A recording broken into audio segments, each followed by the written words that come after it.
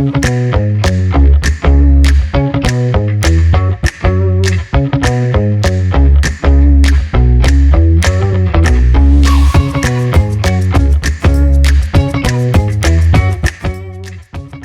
a content level 5 learning facilitator. I've been teaching for 8 years now.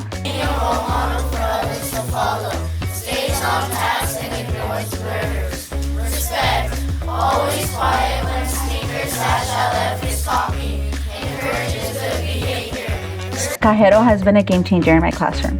The structure of it, I feel like just you need to have those SOPs. Like my colleague said, a fancy way of saying rules and just expectations for the classroom. Because once you incorporate that, I feel like it lends itself to be the independent, where we as LFs or teachers want that. Sé controlar mis emociones. Nací con un propósito. Y nadie es mejor que yo. Somos maravillosos. Okay. And so this activity, if you incorporate those standard operational procedures, kids just have to look at that poster and they know what to do. And it's very independent. So you have to build that. Identify the value of dollar bills, dimes, pennies, decimals, wholes, part of a whole. What's the value of that? 100. 100th? Or one, what, Allison? 1 cent? Or we can also say one, what, Diego Lemus? 1 penny, right? I feel like as a 5th grade teacher, we're constantly working with decimals. So Cajero has really been a friendly way for all my kids to be a part of it, because I too have IEP learners, learners who are in the emergent bridging stage. And so using that language, it's so powerful to just have those sentence frames. You're going to coach each other when someone is confused. Okay, we're gonna work collaboratively as a team. So with a cartelón, we use today's number. So the number of the day becomes what they as a community of or members they've gathered or earned. So the cajero pretty much counts all the money, enters it on the caja, and writes it on a whiteboard. This is our number of the day. And from there, they build on strategies.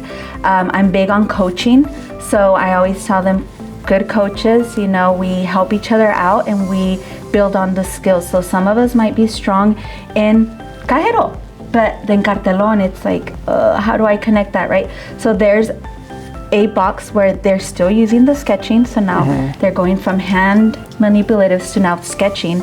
There's another one where they're doing the decimals in a friendly way with a word problem, and they're still using that number sense.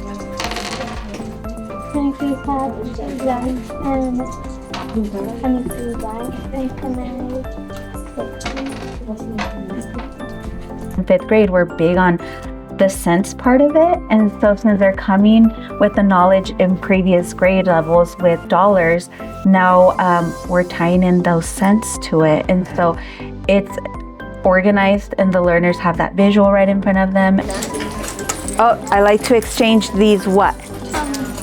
10 pennies. 10 pennies for 1 dime. If we add it up, so we get today's number.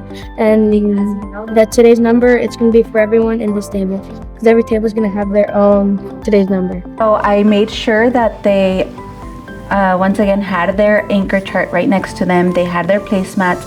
I repeated the purpose. So I always start with the purpose. I projected it on my slides. And you know, once we become independent, I don't feel like we're going to need all those scaffolds, but you know, they have their sentence frames. They help each other out. So now we're gonna count our money, how much we have, and then we're gonna put it on our checking sheet, how much money we have right now, and then during the time, will we get more and more money, or we get less and less money? Total, all of our money combined, we have $21.76. So that's gonna be our. So put our tenths together, our hundreds together, our ones, right? But most importantly, what, Alan? We also learned the decimal. We align our decimals because we are adding. I try to build independency because they are older. I was able to do the word problem Cartelon because I used the standard algorithm. Okay, use standard algorithm. Now, what is the place value in each place value? For the hundredths, there's only 0 hundredths. For the tenths, there's 2 tenths. 2. And then for the ones, there's 0. And for the tenths, there's 1. And then there's 0 hundredths. So what I really liked about this whole little experience thing is that it involved money, and also I got to do like a lot of math to go in with it. You're making it relative to the real world, and I feel like we're losing that. And I constantly tell my learners, it's easy to just tap pay now, take out that debit card, but we're always going to have money, hopefully, and now they're going to be empowered. I feel like this Cajero and Cartelón activity empowers them to know next time they go to the store, they're going to know what's taking place. And like my colleague mentioned, they're going to be able to help their parents.